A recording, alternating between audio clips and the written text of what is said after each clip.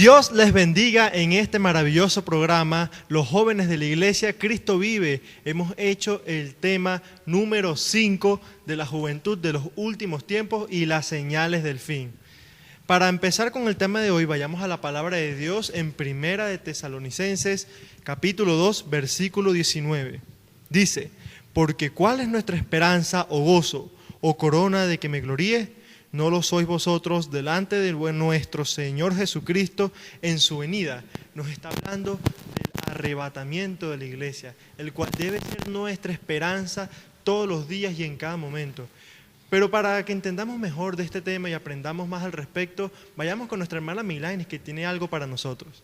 Así es, Ángel, efectivamente, el arrebatamiento de la iglesia es un evento glorioso, el cual la iglesia de Jesucristo estamos esperando, estamos anhelando ese maravilloso momento de la venida de nuestro Señor Jesucristo. En la palabra de Dios, en Lucas 21, 27 nos dice: entonces vendrá el Hijo del Hombre en una nube lleno de gloria y con gran poder. Tal vez se preguntarán, ¿qué es el arrebatamiento de la iglesia? Es ese momento donde nuestro Señor Jesucristo descenderá del cielo en una nube lleno de gloria, lleno de poder, y quitará la iglesia de Jesucristo de la tierra, donde nuestra mente, donde nuestro cuerpo, nuestra alma y nuestro espíritu será elevado a los cielos, donde nos encontraremos en los aires con nuestro Señor Jesucristo para estar por siempre con Él. En la palabra de Dios, en 1 Corintios capítulo 15, versículos 51 al 53 nos dice: he aquí os digo un misterio, no todos dormiremos, pero todos seremos transformados. En un momento, en un abrir y cerrar de ojos, a la final trompeta, porque se tocará la trompeta, y todos los muertos serán resucitados incorruptibles, y nosotros seremos transformados. Porque es necesario que esto corruptible se vista de incorrupción y esto mortal se vista de inmortalidad. Esta palabra nos afirma que nadie, absolutamente nadie, puede entrar al reino de los cielos, a la eternidad, con este cuerpo corruptible, este cuerpo lleno de pecado del mundo. Es necesario, y la palabra de Dios hace énfasis que es necesario ser transformado de aquello mortal, de aquel cuerpo lleno de pecados, a la inmortalidad, ser revestidos de aquello corruptible, ser revestidos a ese cuerpo incorruptible. Podemos también ver que nos enseña la palabra de Dios, donde dos hombres fieles, dos hombres que le amaban a Dios, vemos ese ejemplo literal, que ellos caminaban con Dios, como lo fue Enoc, que fue arrebatado por nuestro Señor Jesucristo, y el profeta Elías, que era un hombre fiel a Dios.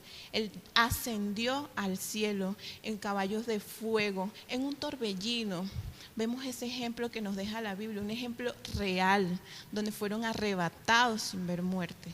Pero también algo muy importante que debemos saber y conocer los que le amamos a Dios, que no veremos ese momento llamado la gran tribulación, porque nuestro Señor Jesucristo nos rescatará, Él nos levantará antes de ese momento horrible, antes de ese momento de destrucción. Él nos rescatará de esa ira venidera. Por eso es importante buscar de nuestro Señor Jesucristo, anhelar con fervor, con alegría y con gozo, porque es una promesa de vida eterna que nos ha regalado nuestro Señor Jesucristo en su palabra. Al escuchar la participación anterior, surge un subtema, que es: ¿qué debe hacer la iglesia en estos tiempos próximos al arrebatamiento? Quiero mencionar dos puntos que son: la iglesia debe estar preparada y en comunión con Dios, y la iglesia debe predicar el evangelio. Vamos a leer la palabra de Dios en Apocalipsis capítulo 1, versículo 3, y nos dice así: bienaventurado el que lee, y los que oyen las palabras de esta profecía, y guardan las cosas en ella escritas, porque el tiempo está cerca. La iglesia tiene que estar preparada. La iglesia tiene que estar despierta, atenta. Hay muchas personas que están en las iglesias dormidas, cómodas, y se olvidan de este tema que es el arrebatamiento. Los cristianos deben apartarse de las cosas del mundo. Deben dejar el chisme, las adicciones a la televisión, a las novelas, a las redes sociales. El plan principal de un cristiano debe ser el arrebatamiento. Ojo, no está mal que un cristiano haga planes, que planifique su vida, pero su plan principal debe ser el arrebatamiento.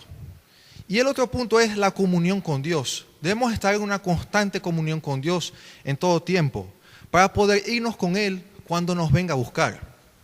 Ahora, debemos estar siempre predicando el Evangelio. La iglesia debe predicar el Evangelio, haciendo ver a las personas que el fin está cerca, que Jesús viene por su iglesia.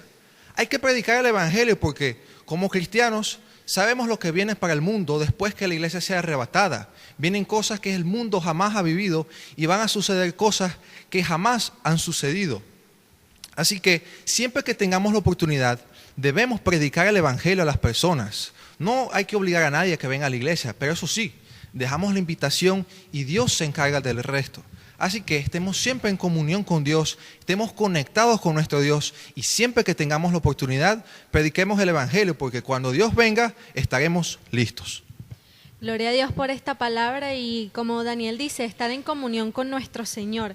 Pero yo también te vengo a hablar de algo muy importante, porque quizás muchas personas se preguntan, pero ¿cómo puedo tomar yo este vuelo del arrebatamiento? ¿Será que habrá cupos para este gran vuelo? ¿Será que yo podré ser uno de los primeros? Y déjame decirte que todas estas enseñanzas acerca del gran regreso de nuestro gran Dios va a suceder de una manera repentina, no va a tener aviso. Por eso nosotros los creyentes debemos de estar preparados, debemos estar en un estado de preparación continua. Yo te voy a dar algunos puntos para que tú puedas tomar ese gran vuelo. Como número 1, debemos de reconocer y confesar que nuestro Señor Dios existe. En Romanos 10:9 nos dice que si confesares con tu boca que Jesús es el Señor y creyeres en tu corazón que Dios le levantó de los muertos, serás salvo. Confesemos que necesitamos a Dios. Número 2, cambiar la manera de pensar. Efesios 4:22 al 23, la palabra nos enseña, y en cuanto a la pasada manera de vivir, despojaos del viejo hombre que está viciado conforme a los deseos engañosos y renovados en el espíritu de vuestra mente. Cuando nosotros cambiamos nuestra manera de pensar, en vez de tener esas quejas, de tener esos malos ratos, y comenzamos a gozarnos en el Señor, a tener palabras de fe, a declarar, nuestra vida va a cambiar, todo nuestro ser va a cambiar, incluso a nuestro alrededor, va a tomar un enfoque diferente. Número 3, ora, vigila, ayuna y lee la palabra de Dios, lee su palabra. Mateo 24:42 nos enseña, velad pues, porque no sabéis a qué hora ha de venir vuestro Señor. Y como número 4, guarda sus mandamientos. La palabra en Deuteronomio, versículo 25, capítulo 6, nos enseña que tendremos justicia cuando hayamos guardado los mandamientos que nuestro Dios nos ordena. Por eso con estos 4 puntos que yo te estoy entregando en este programa es para que lo tomemos, para que agarremos ese gran vuelo para irnos con nuestro gran Señor Jesucristo. Sí, es que todos deberíamos tomar ese vuelo. Pero ¿qué ocurrirá con esas personas que no lo tomarán? ¿Cuál será el destino de los que se queden? Para responder esta pregunta, lo primero que debemos saber es cuáles son esas personas que se van a quedar. Para eso, vámonos a Apocalipsis 21:27, que nos dice: no entrará en ella ninguna cosa inmunda o que hace abominación y mentira, sino solamente los que están inscritos en el libro de la vida del Cordero. Aquí la palabra de Dios es clara y solamente entrarán todas esas personas que están inscritos en el libro de la vida. Aquellos que no estén inscritos, es decir, los no creyentes, aquel que no crea, no entrará, no tomará ese vuelo. Otra clase de personas que también menciona la Biblia son los tibios, aquellas personas que se congregan pero realmente no están consagrados para Dios. Y eso lo podemos ver en Apocalipsis 3:15 y 16. Pero sepa usted que luego del arrebatamiento, las personas estarán sorprendidas. Incluso los noticieros informarán de personas desaparecidas, culparán a los ovnis por esto. Pero de esos tibios de los que hablábamos, ellos se darán cuenta de que fue el arrebatamiento y que se han quedado. Buscarán esconderse porque saben lo que va a venir. Llegará la venida del anticristo dando una aparente respuesta y solución a los problemas de la humanidad para aquel momento, pero luego, al pasar los días, la tierra y la misma humanidad perecerá, tendrá aflicciones, como nos dice, sufrirá. Apocalipsis 6:8. Y dice: miré y aquí un caballo amarillo, y el que lo montaba tenía por nombre Muerte, y el Hades le seguía. Y le fue dada potestad sobre la 4ª parte de la tierra, para matar con espada, con hambre, con mortandad y con la fiera de la tierra. Quiere decir que vendrá hambruna, plagas, muertes, guerras, saqueos para ese entonces. Incluso después, en el versículo 12, nos dice: miré cuando abrió el sexto sello, y aquí hubo un gran terremoto, y el sol se puso negro, como tela de silicio, y la luna se volvió toda negra como sangre. Quiere decir que la misma tierra se va a estremecer, los árboles van a ser quemados, el agua potable va a escasear para esos momentos. El mismo universo mostrará cosas nunca antes vistas que provocarán que la gente esté angustiada, esté en pánico. Pero aquellos que sobrevivan van a tener razón cuando exclamen lo que dice Apocalipsis 6, del 16 al 17. Dice: caed sobre nosotros y escondednos del rostro de aquel que está sentado sobre el trono y de la ira del Cordero, porque el gran día de su ira ha llegado. ¿Y quién podrá sostenerse en pie? Todas estas cosas inimaginables ocurrirán para aquellos que no tomen ese vuelo del arrebatamiento, para aquellos que se queden y van a sufrir, como ya mencionado, esa tribulación. Ahora yo pregunto, ¿quisieran ustedes ser parte de esto? De ninguna manera, más bien estamos expectantes a qué recompensa vamos a tener luego de ser arrebatados. Lo primero que nos podemos preguntar es qué sucederá luego de ser arrebatados. La palabra nos enseña en 1 de Tesalonicenses 4:17 que nos encontraremos con el Señor en los aires y estaremos por Él por siempre. Entonces allí vemos, luego que nos encontremos con Él, ¿qué sucederá? Bueno, tendremos el tribunal de Cristo. La palabra nos enseña en 2 de Corintios 5:10, porque es necesario que todos nosotros comparezcamos ante el tribunal de Cristo para que cada uno reciba según lo que haya hecho mientras estaba en el cuerpo, sea bueno o sea malo. Aquí vemos que vamos a ser juzgados en este tribunal y nuestro juez va a ser el Señor Jesucristo, pero este no va a ser un tribunal como los que vemos aquí en la tierra, que las personas son juzgadas para ser culpadas. Más bien todo lo contrario, en este tribunal vamos a ser recompensados según las obras que nosotros hayamos hecho aquí en la tierra. Y nos podemos preguntar, ¿cuáles son esas recompensas? Tenemos 5 coronas que nos podemos ganar. La primera corona es la corona incorruptible, que es la que ganamos cuando tenemos dominio propio sobre ese viejo hombre, sobre esas viejas maneras de ser que teníamos antes de llegar a los caminos del Señor. La segunda corona es la corona de justicia, que es la que ganamos cuando amamos la venida de nuestro Señor Jesucristo, cuando vivimos anhelantes y expectantes, guardándonos para nuestro Señor en santidad.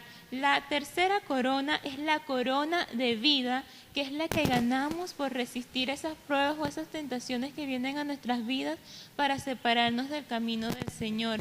La cuarta corona es la corona de gloria, que es la que ganan los pastores que trabajan arduamente en los caminos del Señor, guiando y dirigiendo a sus ovejitas en la iglesia para que siempre busquen del Señor y siempre puedan ser agradables o aceites y hacer la voluntad de Dios en sus vidas.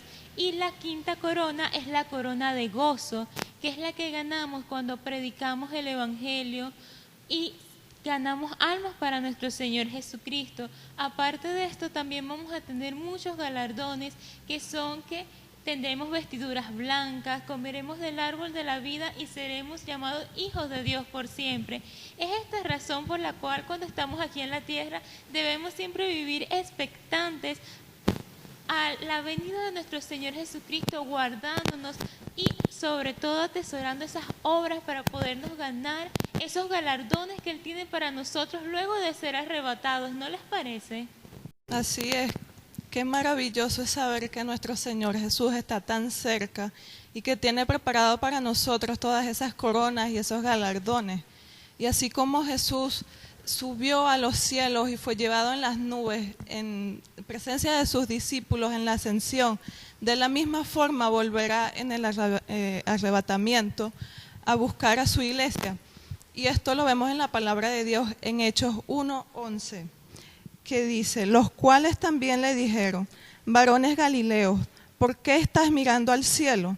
Este mismo Jesús que ha sido tomado de vosotros al cielo, así vendrá como le habéis visto ir al cielo. Aquí surge una interesante pregunta y es, ¿a qué fue Jesús al cielo? La Biblia nos dice que Jesús fue a preparar un lugar para su iglesia y esto lo vemos claramente en Juan 14, versículos 2 y 3. En la casa de mi Padre muchas moradas hay. Si así no fuera, yo os lo hubiera dicho. Voy pues a preparar lugar para vosotros, y si me fuere y os prepararen lugar, vendré otra vez y os tomaré a mí mismo, para que donde yo estoy, vosotros también estéis. Aquí vemos en la palabra de Dios, al final del versículo 2, dice, voy pues a preparar lugar para vosotros. Esto es una garantía que Jesús nos estaba dando a nosotros, su iglesia y a sus discípulos, de que tendremos un lugar con Él y de que Él no nos abandonaría. Y las moradas ya estaban en los cielos, pero ¿qué significa preparar un lugar? Significa que Jesús tenía que morir en la cruz por nosotros para que por medio de su sangre tuviéramos un lugar en los cielos, una morada celestial. Y en el versículo 3 nos dice, Jesús dijo, vendré otra vez. Esto es una hermosa promesa que Jesús nos dio de que un día volverá a buscar a su iglesia. Y aquí estaba haciendo mención al arrebatamiento. Por lo tanto, nos espera un futuro glorioso junto a nuestro Señor Jesús por la eternidad. Aquellos que perseveren hasta el fin y mantengan sus vestiduras limpias, blancas, sin mancha, porque Jesús lo prometió y sin duda volverá. Y si tú que nos estás escuchando, si quieres ser arrebatado, debemos estar preparados velando para su venida. Jesús nos dejó esto claro en su palabra, en Mateo 25, del 1 al 12, donde nos dijo mediante una parábola que tenemos que estar preparados para su venida. Habían 10 vírgenes, nos dijo Jesús, y 5 eran prudentes y 5 eran insensatas. Las 5 prudentes tenían suficiente aceite y estaban esperando al esposo, mas las insensatas no tenían el suficiente aceite. Y al llegar el esposo no estaban listas y no pudieron encender sus lámparas y tuvieron que salir a buscar aceite. Pero cuando volvieron ya se habían ido todos, incluyendo las mujeres prudentes. Y así nos enseña Jesús que debemos estar preparados con aceite para tener la lámpara encendida en el momento de la venida de nuestro Señor Jesucristo, porque debemos estar preparados. Y entonces nos tenemos que hacer la pregunta, ¿seremos personas insensatas o seremos personas prudentes? Porque si somos personas insensatas, nos quedaremos en ese momento. Y aunque podamos haber hecho una vida perfecta, una vida llena de ejemplos, nos quedaremos por un simple error. Por eso es necesario, como lo dice en el versículo 13, velad pues, porque no sabéis el día ni la hora en que el Hijo del Hombre ha de venir. No sabemos el día ni la hora, por eso debemos estar preparados en todo momento. Así es, velar para no presenciar la ira venidera. Leamos Primera de Tesalonicenses 5:9. Porque no nos ha puesto Dios para ira, sino para alcanzar salvación por medio de nuestro Señor Jesucristo. Esta palabra hace referencia a la ira a la que estábamos destinados por el pecado que cometimos al principio, es decir, la humanidad comenzó por Adán y Eva. Pero Dios nos quiso salvar de esa ira y por eso envió a su Hijo unigénito para morir por nosotros y nosotros ser salvos de eso. Sabemos que luego del arrebatamiento habrá una gran tribulación donde el mundo tendrá aflicción, tendrá muerte, como mencionaba nuestro hermano José Miguel. Habrá hambre, habrá pestilencia, pero Cristo murió por nosotros para salvarnos de todo esto. Romanos 5:9. Luego, ya siendo justificados por su sangre, cuánto más por medio de él seremos salvos de la ira. Por ello, es importante recalcar que nadie sabe el día ni la hora. Las Escrituras en Mateo 24:44 dicen: por tanto, también vosotros estad preparados, porque el Hijo del Hombre vendrá a la hora que no pensáis.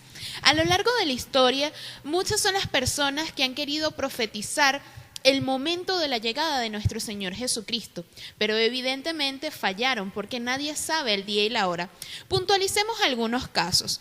En el año 1843 al año 1994, William Miller, un pastor bautista estadounidense, predijo 5 veces, en 5 ocasiones, la venida del Señor Jesucristo. Evidentemente esto no ocurrió y muchas de las personas que eran sus seguidores pues terminaron apartándose de su iglesia. En 1994 al 2001, Harold Camping anunció la venida del Señor en 5 ocasiones y, como era de esperarse, no se cumplieron. En el año 1999, el libro de Nostradamus profetiza la venida de Cristo y algunas falsas profecías más. Y por último tenemos el caso de Charles Taze Russell, el creador de los Testigos de Jehová y de la revista Atalaya. Anunció en 5 ocasiones que la venida del Señor Jesucristo en un periodo de 1884 a 1914. Lo que nos lleva a lo siguiente: solo Dios sabe el día y la hora. Ni siquiera los ángeles del cielo conocen el momento en el que nuestro Señor Jesucristo vendrá a la tierra con poder y gran gloria. No va a ser un libro esotérico, un falso profeta, una mujer, un hombre, el que venga a decir, ahí viene el Señor. No, el Señor Jesucristo vendrá en un abrir y cerrar de ojos cuando menos nos lo esperemos. La palabra nos dice, pero sabed esto, que si supiese el padre de familia a qué hora el ladrón había de venir, velaría ciertamente y no dejaría minar su casa. Esto nos lo enseña Lucas 12:39. Con esto te quiero decir, querido amigo, hermano que nos ves en este momento, que tenemos que estar velando en todo momento, atentos, porque no sabemos en qué momento va a llegar, no sabemos en qué segundo puede ser el que el Señor decida venir por cada uno de nosotros. Entonces mantengámonos expectantes, atentos, vigilando y con nuestras vestiduras limpias para podernos ir con nuestro Señor Jesucristo. Sin duda alguna, debemos estar atentos, como lo decías. Cada uno de estos puntos que hemos mencionado aquí sobre el arrebatamiento de la iglesia son muy relevantes para nuestro conocimiento. Es necesario saber que nuestro Señor Jesucristo vendrá pronto, vendrá por su iglesia. Es una hermosa esperanza que tenemos los que le servimos, los que le amamos aquí.